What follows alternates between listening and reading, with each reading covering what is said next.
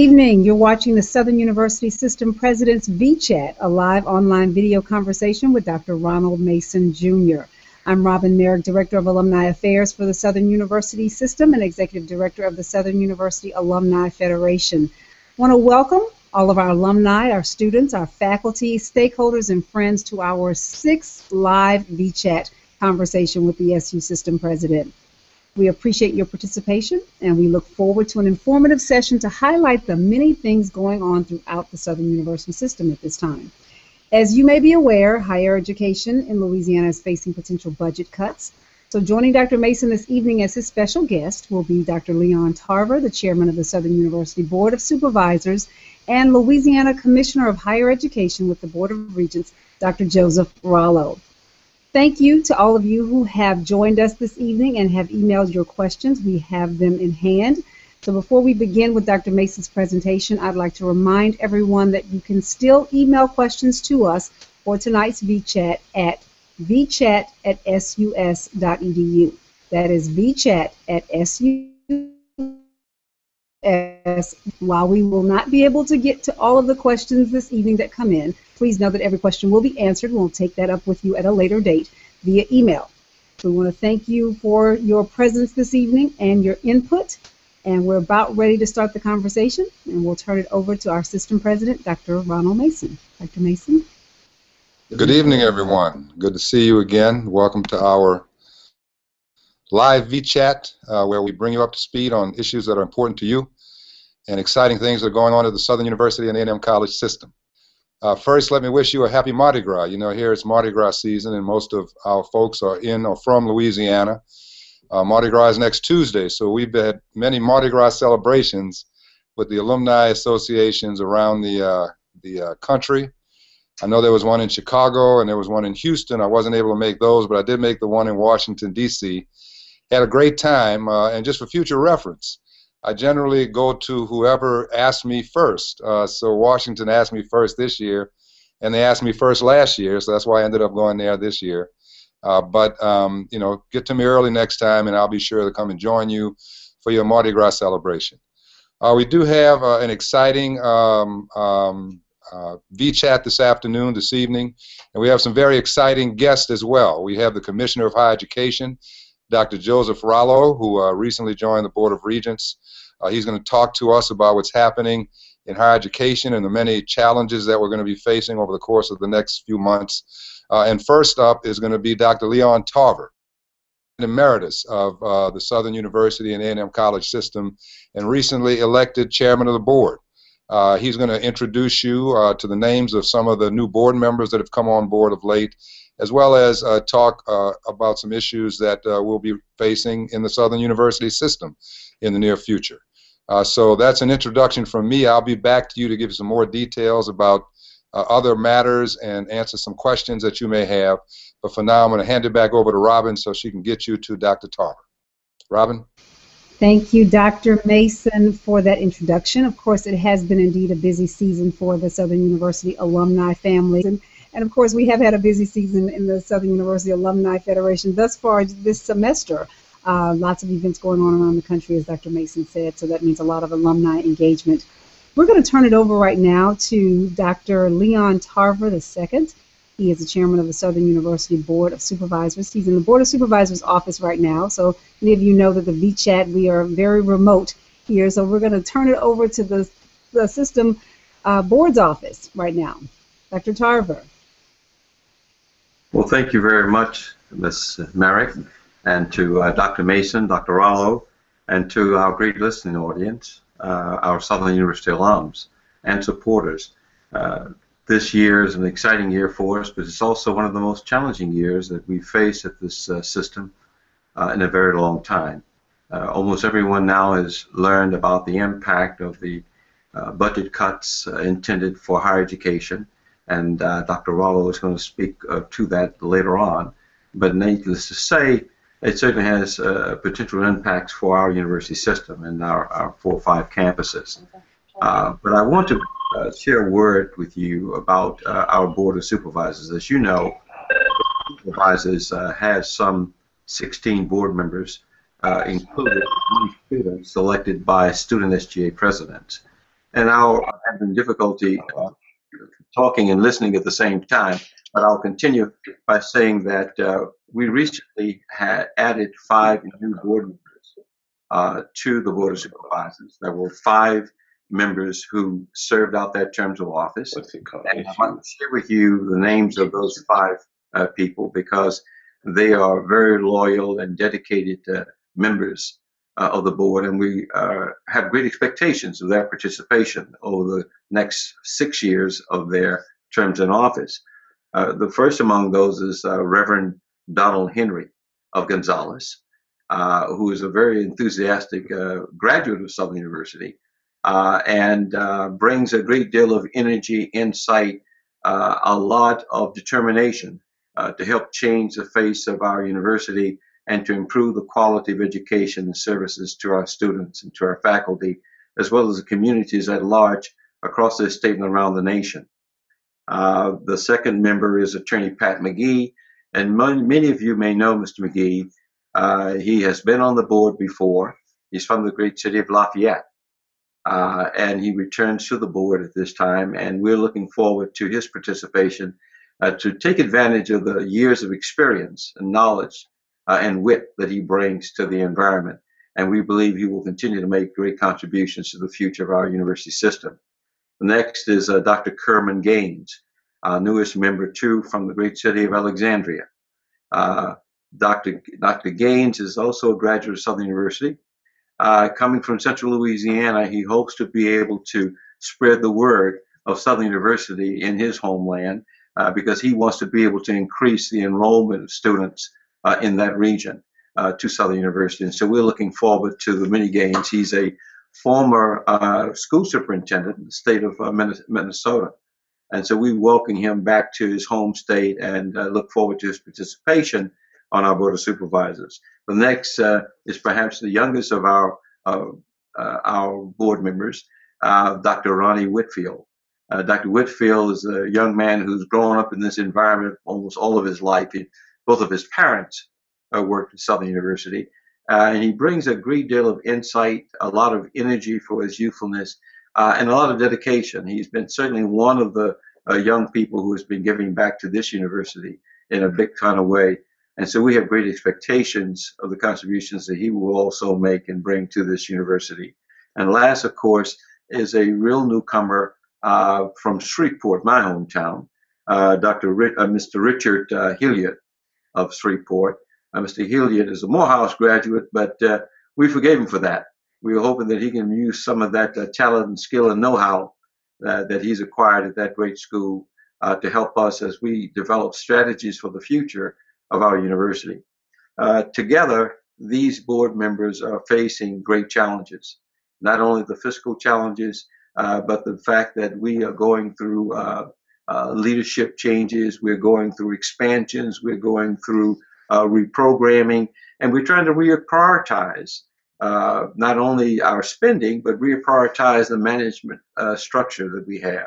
As some of you may have heard and know, that our next upcoming board meeting, we intend to undertake the discussion about merging or consolidating the presidency of the Southern University System and the chancellorship of the Baton Rouge campus in an attempt to eliminate any duplication between those two administrations, to save costs, to build a more efficient and more effective organization, and to improve the performance standard of our faculty and staff, to create a more hospitable environment for our students so that we can continue the great legacy of our university that's been established since 1880 in New Orleans.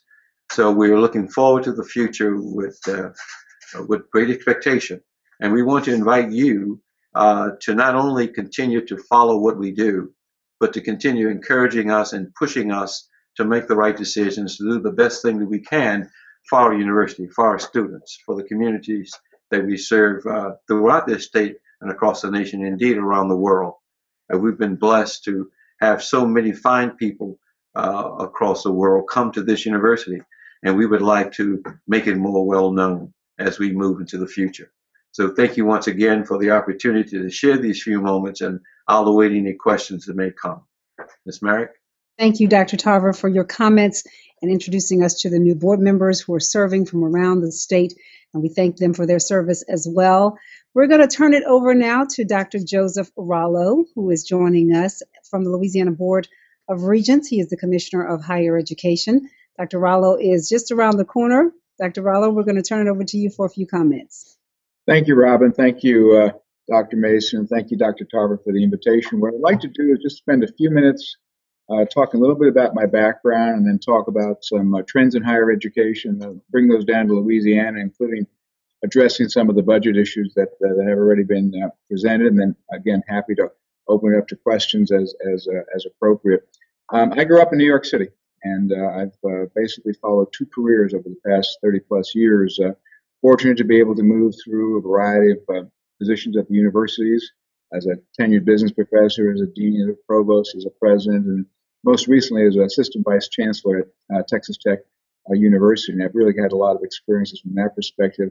When I was a university president, I served at a Hispanic serving institution and learned a lot about the demographics and expectations and hopes of that student population.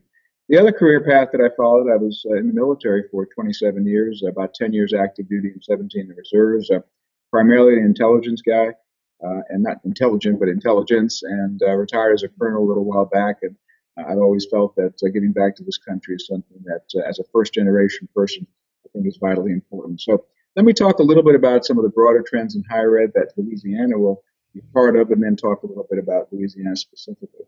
Some of the things that are going on nationally is just the entire value proposition of higher education. Is a degree worth it? We look at students who are graduating with a high debt burden and underemployment, and we, from our perspective in higher ed, say not only is it important, it's vital to that individual, but also to the society they go back to in terms of civic engagement, community engagement, and giving back to the community. But again, that is a conversation that is out there. The second trend right now is the concept of distance learning. Distance learning has been around for a while, but a very fine author, Clayton Christensen, who's the Harvard Business School, points out that by 2019, which is quickly approaching, over half the students in high school will have taken most of their courses via distance. So when universities, they have certain expectations about how to learn and what they want to learn, and we have to be far more agile in meeting those demands. Third area, really, third trend is what we would call competency-based education. And this isn't credit for life experience, but it's the ability, for example, to demonstrate competencies either by taking a series of exams or by going through a training program. Let me give you an example. In Goodfellow Air Force Base in Texas is the intelligence school for the Air Force, and young officers go through a 6-month program, highly competitive program taught by PhDs in world cultures and world politics, but they get no credit for it. So they come to the university, and what we work with them, and we say, okay, if you go through that program, we're going to give you 6 to 9 credits toward a graduate program. So it shortens the time to degree completion, but also validates that experience that takes place outside of the classroom. Well, how do we manage those competencies within a higher education environment is a challenge. Another challenge is adults in the workforce, or adults rather coming back to the university. The largest demographic right now in the United States are adults, not the 18 to 22-year-old population, but 25 and 30-year-olds who are returning. They have different expectations, different ways of learning, different hopes. So once again, we have to modify how we do things. In Louisiana, let me turn to that a little bit. And these trends are all impacting Louisiana, but there's some other things that also are specific to this state. We have, as a state, a relatively undereducated population. About 50% of the citizens in this state have a high school diploma or less. And that means that as the jobs of the future that are being attracted here to this state emerge, these individuals need to be credentialed. There's a great chart out there that Dr. Sullivan from the Community and Technical Colleges uses that shows that 49 to 50% of the individuals with a high school diploma or less are competing for only 9% of the jobs in the state. The other 81% require a diploma above high school. So one of the challenges is to get these individuals back into the university environment, whether it's the 2-year or at the 4-year. The other challenge that we had is the loss of state funding, not just here, but nationally. When I was in Texas as a university president, when I started in 2007, 72% of my budget came from the state. And when I left that position in 2012, it was 28%. We were able to raise tuition in Texas. Louisiana is going through many of the same budget cuts, but at the same time, tuition is low, and rightly or wrongly, we're not able to raise that tuition much. So there's a gap out there in terms of what we had and what we need. And the last thing, as alluded to, is the budget. So let me talk a little bit about where we are and what we think is going to be happening. Is that right now, I started January 5th at 8 o'clock, and at 10 o'clock, I was given the budget projection. So two-hour honeymoon to take advantage of that. So we've been working with the system presidents, with their CFOs, on creating a list really of recommendations that our legislators can look at to help us defray or offset this projected budget cut. Because let me put it in perspective. We're looking at a proposed budget cut of $420 million. We have right now a higher education budget of about $720 million after 5 years of declining budgets. So therefore, that is a budget that is not just trimming at the edges. That really goes to the heart of the ability to preserve our institutions and maintain the rigor and quality that we need. So this is not a proposed cut. This would basically gut higher education. So we need to be mindful. We're working with our legislators to give them those recommendations to perhaps to repurpose things that are out there right now toward higher education. The 27th of February, the budget is basically presented to the governor. At that point, that will be a public document. At that point in time, I know a lot of people are going to look at that and begin to say, what can we do to help? Well, I spent a lot of time talking with the business community who want our students to come into their corporations. Spent a lot of time talking with moms and dads. You are citizens. You have the ability to speak to your legislators. And I would urge you, if you feel comfortable doing that, I would urge you to say that higher education is the future of this state. We graduate students who get jobs, pay taxes, and give back to the community. We need your help to get that message across that these proposed budget cuts do not come to pass. So once again, happy to answer any questions. Happy to be here. Pleased to be in Louisiana. So thank you for having me.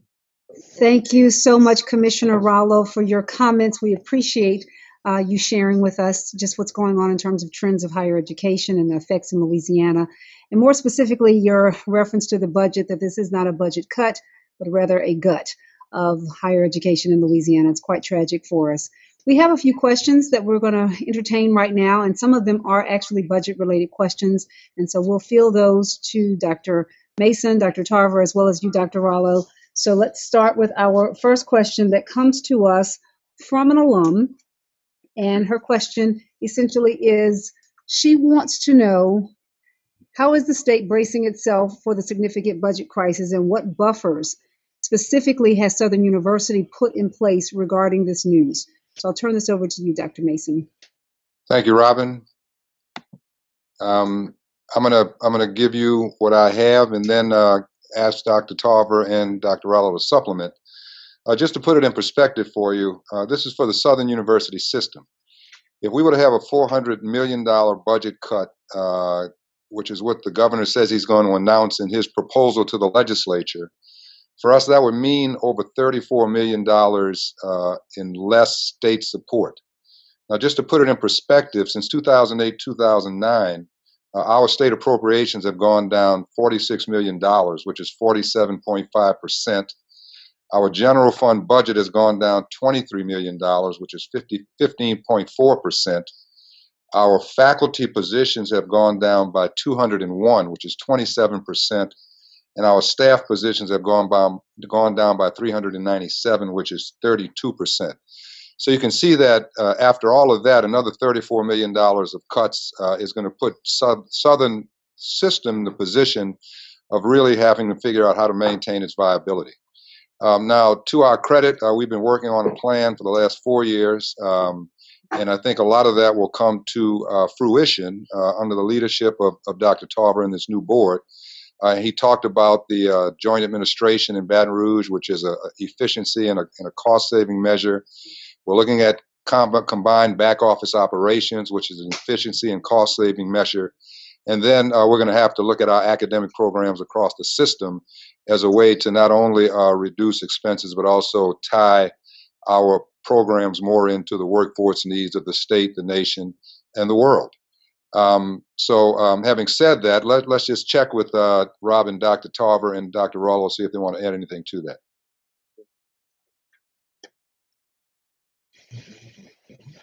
We'll start with you, Dr. Tarver, in terms of the board's approach to the impending budget situation here at Southern that we'll be faced with from the governor.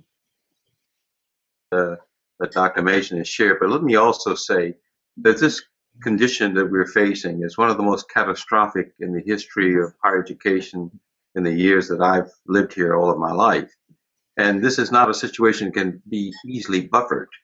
What it's going to require is a joint effort by all of higher education, the Southern system, the LSU system, the ULL system, the Community Technical College Board system, and of course of the leadership of the Board of Regents, to devise strategies and to try to influence the legislature to be more open and of course more creative in addressing the fiscal needs of this state, and particularly the fiscal needs of higher education.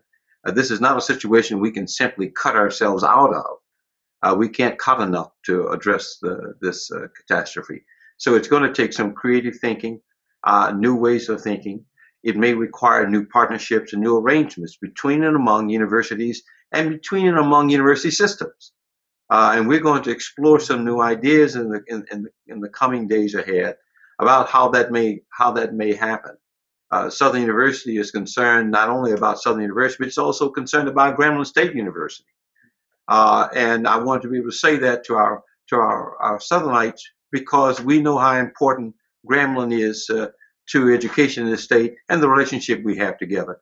We have to stand up for Grambling, and we want them to help stand up for us. But I think in joining hands with all of higher education, Dr. Rollo, we can at least begin approaching more realistic terms and begin to get the legislature and the governor on board with higher education. And I think if we're able to demonstrate to the governor, demonstrate to the legislature that we can come up with new ideas and new approaches, utilizing the resources that we have, and with some help from them, we may be able to stem the tide and move forward in a productive way. Thank you, Dr. Tarver, for your comments. We appreciate that. We're going to now ask Dr. Rollo to respond in the same regard. I know you covered some of those points in your earlier presentation, Dr. Rollo, but if you could offer us a few more specifics. Thank you. I'd be happy to. Well, first off, I agree with my colleagues in terms of the nature of the challenge, but also the nature of the crisis. Let me talk about two words that I've been using with respect to the resolution of these issues. Significant. In other words, when I say significant, as we come up with recommendations to our legislative colleagues, we need to make sure that whatever and however we work through those recommendations, at the end of the day, we're able to offset the proposed cuts, not just nibble at the edges, because this is something that needs a major fix, and not just something in the range of $5 or $10 or $20 million. So it has to be significant. And the other word I use is sustainable. In other words, we need to be thinking not just about this year and a Band-Aid and fixing it. We need to be finding sources of revenue to direct toward higher education, all of higher education within the state of Louisiana, so that every year we don't have these fits and starts as we move forward. I think everyone recognizes that we are the only area really that is not protected by the Constitution, and so therefore we are susceptible to these cuts if budgets have some issues. And so we need to work with our legislative colleagues to be able to define revenue streams to higher ed, so that we have the presidents of the systems and the chancellors of the campuses have that certainty against which they can plan. Thank you, Commissioner Rollo. We appreciate those comments. We have a few more questions that have come in. The first question is, what have we done specifically to improve recruitment of students and the registration process? I'll turn that over to you, Dr. Mason. All right. Well, as you know, in this new competitive environment, it's all about enrollment. The way the governor has restructured the system of financing higher education, we used to get 67% of our resources from state appropriations. Now we get 37%, which means that we are no longer a state-supported institution. We are a state-assisted institution. So for us, it's all about being competitive and getting in more students here. You know that we've beefed up our recruitment and enrollment operations. Applications are up. We've created our College Connect program, which allows us to put our community college both in Baton Rouge and in New Orleans, so that students who cannot meet the more rigorous new admission standards can now come to our system through the community college and then seamlessly transfer into the four-year schools. And of course, we have the online college, which started out with no degree programs a few years ago, and now we have 6 up and running. In the long run, I think it's those three-pronged approaches, which is traditional classroom enrollment, online enrollment, and community college transfers into the four-year schools through the Southern University system that will enable us to not only compete, but also to compete at the highest levels over time. So it'll take a minute. Enrollment processing is not an easy thing. It not only involves recruiting students, but it also processes the applications, financial aid, and then also retaining them once they are here. A lot of effort is being going into shoring up all of those systems now so that after it's all said and done, we'll be able to compete in what has become a very, very competitive environment. Dr. Mason, we also have another question in that same vein regarding out-of-state fees. We have a student, Benny Brown, who is concerned as a junior here on the Baton Rouge campus that we're waiving out-of-state fees for the incoming students, and we're offering the out-of-state fee scholarships. And he's looking to see what can be done for students who are here already, such as himself, I should say. And he's concerned because he's been in Louisiana about 4 to 5 years. Yes. Well, as you know, we've been expanding the out-of-state scholarship program, or out-of-state fee waiver. Right now, on the Baton Rouge campus, which is our largest campus, not only contiguous states, but also any other state in the nation where a student meets certain academic requirements, they can have their out-of-state fee waived. Now, once they're here, they have to maintain a 2.5 GPA in order to maintain that waiver. In addition, if you are a life member of the Alumni Association and your child wants to come here, then half of your out-of-state tuition is waived, out-of-state fee, that is. So while we are mandated by the state to charge out-of-state students the average price for other HBCUs around the country when it comes to out-of-state fees, I think that we're making good progress toward lessening that burden on the out-of-state students. Now, as for your particular situation, I would suggest that you either email me or email the chancellor of the campus, Flanders McClinton, and we can look into your particular situation and see what can happen there. Robin? Thanks, Dr. Mason, for that response. And I hope that helps you out some. We have another question from Stephanie. Goes sort of back to where we were with the budget situation, Dr. Mason. And Stephanie's question is simply, is there any chance that Southern University may close? Well, I think we're a long way. I think we're a long way from that happening. First of all, remember, this announcement by the governor is his recommendation to the legislature. The chances that his recommendation will actually end up being what the legislature does at the end of the session is probably very slim. In fact, we've talked to the legislative leadership, and they've all indicated to us that they just don't see how higher education could take any cut anywhere near what the governor is proposing. And candidly, I think even the governor knows that. So let's not sound the doom and gloom bell just yet. I think these issues are real. I think the cumulative effect of these cuts are real. But the Southern system and the units within the system have been, up against a lot in the past. This is one in a long list of challenges, and we've always risen in the past to meet them. And while these are great, I'm confident that we'll rise to meet them as well. Robin, on that particular issue about the challenges to Southern in particular, and higher education in terms of campus closures and financial exigency, we might want to touch base with Dr. Tarver, because he's had a lot of experience with the legislative process, and Dr. Rollo, because he has a breadth of information and insight into what's happening around higher education in the state. Dr. Tarver and Commissioner Rollo, we will certainly love to hear from you. Dr. Tarver first. Yes. I believe that Dr. Mason, in his earlier remarks, mentioned that we have a legislative initiative, a team of people, including alumni representatives, who are coming together, and their representatives working in the legislature. Together, we've always been successful over the last decades at influencing greater change in favor of growing higher education. And I know that Dr. Rollo is new to this state, but he comes with a lot of veteran experience in dealing with these kinds of things.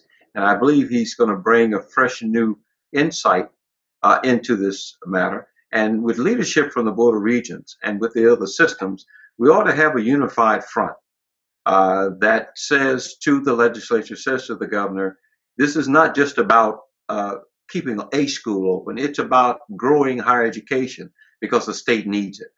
We have to be able to impress upon them how the state suffers if this system or any system closes or any of our campuses close. So there's a great investment here. We've got a greater job to do in marketing what we have. We've got a greater job to do in working with the legislative delegations from all of our communities across this state. And I think together we're going to have make a positive impact, and we'll get some positive results. So I'm encouraged by the possibilities, not discouraged by all of the negativism. Thank you, Dr. Tarver. Now we'll listen to Dr. Rollo.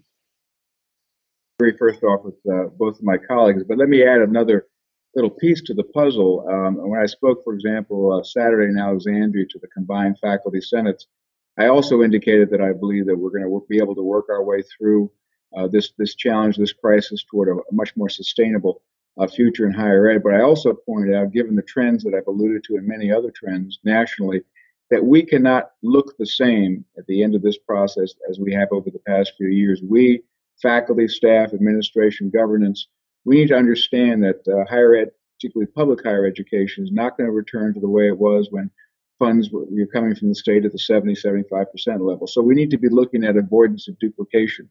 We need to be looking at some, identifying institutions that have areas of expertise and other institutions that don't do things as well. I mean, even Harvard, not every department is the best in the country.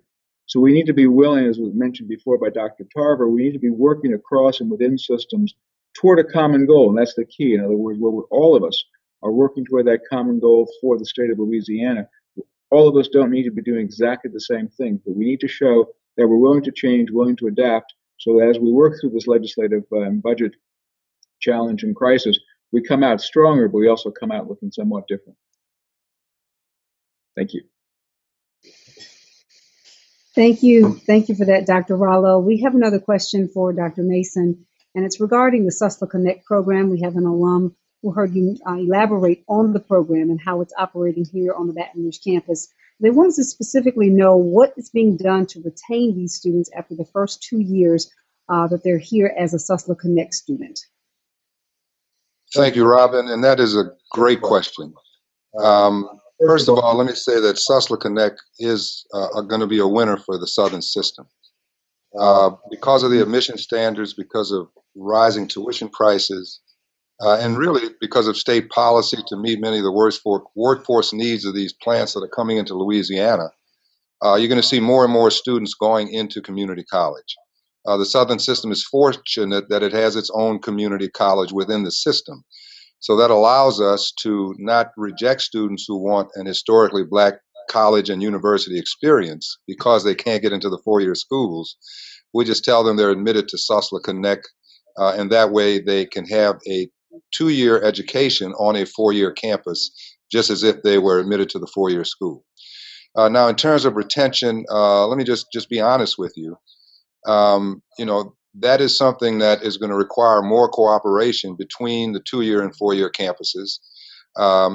Institutions of higher learning are what they are, and they each want to do their own thing in their own way. So blending or marrying a 2-year campus and a 4-year campus, even if it's within the same system, will take some time. We're only into the 2nd year of the program, and we've made really good progress. We're beefing up the admissions and rather the advising and counseling system. And you're going to see over time more and more of an easier transition from the 2-year to the 4-year schools, because the 4-year schools now are starting to accept the 2-year students as if they are their own students from the day they walk in the door. And I think once this cultural change takes hold, you'll see that not only will the transfer rates go up from the 2-year to the 4-year schools, but also the retention and graduation rates will go up for both over the course of the next few years. But I think that was a great question, and you hit one of the key components of the future of Southern and the Southern system on the head, and I'm glad you asked it. Thanks. Back to you, Robin. Thank you, Dr. Mason. We do have another question as well coming from another one. And the question is our emergency plans as it relates to what we're doing to prepare emergency-wise for our campuses in terms of implementation of emergency plans. Can you respond to that? I can, and I can't respond fully because I don't run the campuses, but I have a pretty good idea because I called the chancellor right before this VChat and got some information. On the Baton Rouge campus, which I think is the same as the other campuses, we have an emergency notification system which works by email and by text. They test it monthly, and it is called First Call. It's been upgraded recently, and there was a lot more to this and a lot more fancy stuff involved in the process, but I ran out of time on the phone, so I couldn't get it all in. But rest assured that the emergency notification system is in place. It's operational, and when needed, it will go into action to make sure that our students understand if something is going on that they need to know about. Robin, back to you. Thank you, Dr. Mason, for that in terms of proactive measures as it relates to our emergency preparedness on the campus. We have another question. This question is for Dr. Tarver. We have an alum who is concerned about your vision for the board during your tenure as chairman, and more specifically, a little bit more on the legislative agenda and advocating for Southern University. Well, let me begin by saying that this board that we have is as well prepared as any board that we've ever had, by virtue of their backgrounds, their experiences, their enthusiasm, and their determination to make a mark on history in not only preserving our institution, but in growing it, expanding it, and making it a finer, even better institution. Our strategies for that will be developed along these lines. First of all, the crisis that we are facing financially dwarfs so many of the other challenges that we face, that unless we are able to resolve it amicably, we're not going to be able to get to the other point. So the fiscal crisis is a high priority for us. And in that regard, I mentioned that we have a legislative team in place and great support from our National Alumni Organization and from our foundation to work with the legislators and to work with the governor's office in trying to make some change. And we realize that that's a step-by-step process. The legislature doesn't convene until April. It's a short term as far as we're concerned, but they'll end up addressing the fiscal needs effective July 1. Aside from that, we're also going to be looking at what Dr. Rollo refers to as a different look in terms of structure and strategy, in terms of resources, and in terms of programs. I mentioned earlier the possibility that we need to enter into new relationships between and among schools in certain regions across the state. In Baton Rouge, for example, where you have our main campus, our flagship campus, and you have LSU across town, and you've got Baton Rouge Community College, it seems to me that we've had a very good, productive relationship in the past. But I think all of us are going to need to carve out new strategies in our relationships with each other. There are resources at LSU and BRCC that could be very useful for students at Southern University. By the same token, Southern University has programs and has resources that are important there. Dr. Rollo mentioned the fact that we ought to cut out duplication. That certainly ought to be a top priority, because I don't know why we cannot make arrangements that would allow faculty exchanges, that will allow interchange of courses, and at the same time shared resources in terms of our programs. There are some things that some schools do better than others. We ought to find out what that is, and then see what we can do to help grow that potential. I watched this situation in my years at Harvard, when as a student there and later as an administrator, I observed one of the most incredible higher education collaborations that I've known. And it was about 90 universities in the greater Boston area, of which 7 or 8 of the biggest schools had formed a confederation to exchange faculty and coursework and programming. And it certainly meant that all of the students in all of those schools had access to equal access to all of those other programs, faculty members, resources, as such. And I think it's something that we should explore here in Louisiana, not just in terms of Baton Rouge, but across this state. It may not be possible for every university in the state to enter into such a consortium, but it certainly is possible, Dr. Rallo, for a larger number of our schools in certain clustered areas to be able to explore such new relationships. And I think in that regard, we can hold down the increased costs of education for the future by utilizing the resources we have among us. Thank you so much, Dr. Tarver. We appreciate that response, and we're looking forward to great work from our Board of Supervisors this upcoming year and beyond. We have a few, we have a few announcements, but before we get to those, we have one last question that we're going to take, and that question is from an alum in Houston, Texas, concerned about the NC2A sanctions that have been levied against the university, and what is our plan, what is our response, how will we handle this? Well, we've been working very diligently on the NCAA situation. It involves accuracy of our student data, and that's a problem that we have fixed. The challenge we've been having is that it seems that for every goal the NCAA gives us to meet, and we meet it, then they give us another goal. So that right now we are putting together an appeal to the committee that is in charge of this part of the situation, and we expect to speak to them sometime in the course of the next couple of weeks. We've done everything we've been asked to do by the NCAA, and we think that it's time for us to come off of this postseason ban. But you know, the NCAA is becoming more of a big money school, and the limited resource institutions, not just Southern, but all of the limited resource institutions in the NCAA are seeing these types of challenges. So there's a bigger thing going on here that we don't have any control over. But as far as what we can control, we feel like we're doing everything that we can, and we're going to press this as far as we can for the benefit of our student athletes and for the institution as a whole. Robin? Thank you, Dr. Mason. I appreciate that. That is a very serious subject that many of our alums are definitely concerned about.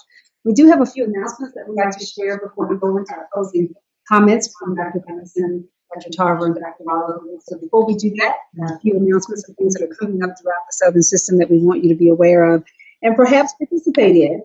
Of course, the first is the Southern University Agricultural Research and Extension Center will be having the 72nd annual livestock show and poultry show, and that's going to be March 5th through the 7th. And that's going to happen at the Maurice Edmond Livestock Arena in Baton Rouge, and that's going to take place right just north of the Baton Rouge campus. And we'll be celebrating the 135th anniversary of Southern University. We're excited about that. It's Founders Day. It's March 9th. We'll be on the Baton Rouge campus. A full day of activities are planned, and you can visit the website at subr.edu to get a list of all of those activities that will be going on throughout that day. We also want to remind you that the College of Education and Human Development at SUNO has joined to host the symposium with the National Dyslexia Center at Yale University for a conference on dyslexia.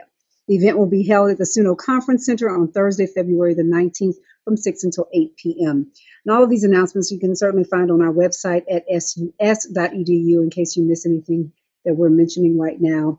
We want to invite you to the Shreveport campus, the Layla Hathaway concert, which will take place on Thursday, the 26th of February at the Scottish Rite Temple on Cotton Street in Shreveport. And the Honors College here on the Baton Rouge campus, that's the Dolores Margaret Richard Spikes Honors College, will be holding its pinning ceremony to introduce the 2014-2015 Honors College freshman class on Friday, February the 20th, and that's going to take place at 6 p.m. in the Cotillion Ballroom. And lastly, we'd like to remind you that Reverend Jeremiah Wright, Pastor Emeritus of the Trinity United Church of Christ in Chicago, Illinois, will be a guest speaker here at 11:30 on Thursday, the 19th, in the ballroom of the Union. The public is indeed invited to attend that event. Those are our announcements, a number of things that are going on. Again, I would encourage you to visit our website at sus.edu or any of the campus websites to get more information on all of the events that we've listed and quite a few more events that are going on throughout this semester. We will now start with Dr. Rollo, our Commissioner of Higher Education, to give his closing comments, followed by Dr. Tarver, and closing with Dr. Mason. Again, thank you for the opportunity to join with you tonight. Let me just close by saying really that higher education, public higher education, is really the future of this state. It goes to the fabric of our society.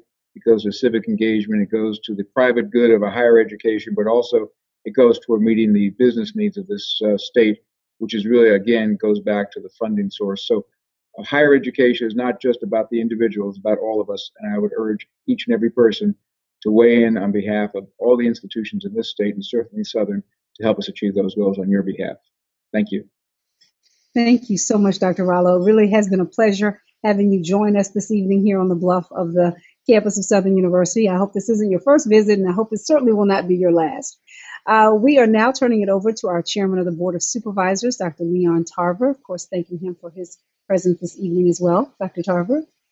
Well, thank you, Ms. Merrick, and thank you, Dr. Rollo, for your presence and your comments. We're looking forward to working with you over the course of the years ahead, as I know Dr. Mason is. Let me say that Southern University is important, not just to this state, but to this nation.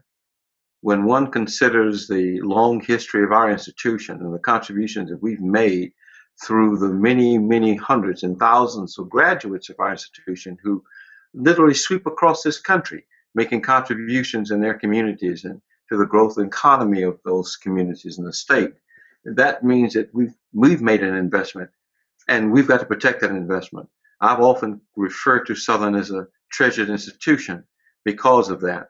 And considering the fact that we're also the largest and only historically black university system in the state, it says to me that Louisiana must also help assist us in getting out the news that there's a high quality product here, that there's a great school here, and we need to be able to exploit the resources.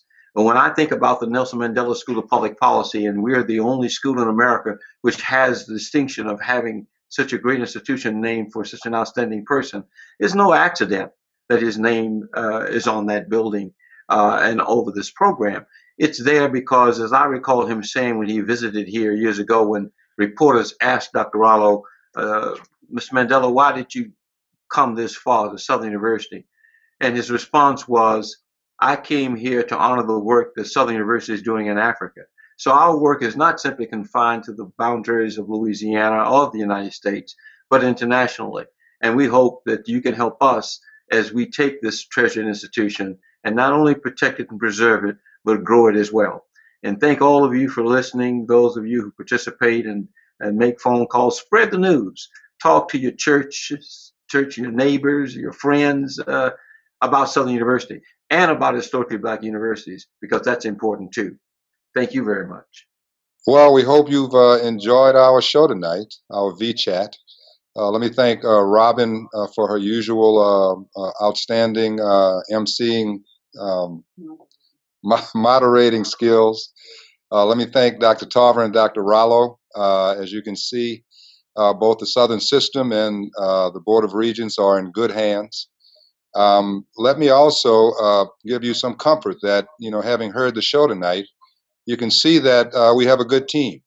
And this team, the commissioner, the board of supervisors, the other systems in the state of Louisiana, are all working together to meet this challenge that we face today. And I'm confident that the future of Louisiana, which really relies on higher education to produce the jobs and produce the knowledge and produce the teachers that produce the students that produce the jobs and produce the knowledge, is in good hands. We have a strong team of legislative advisors for Southern. We're getting help from the 1880 Society to help pay for that. If you haven't joined the 1880 Society, go to foundation@sus.edu and see how you can help. The Alumni Federation is fully engaged. If you haven't heard about the letter writing and email campaign, you should get in touch with either Robin Merrick or Preston Castile and see how you can get involved. So once again, thank you for our guest. It was good to see you again. And I'll end this broadcast like I end every broadcast by saying, God bless the Jaguar Nation. See you next time.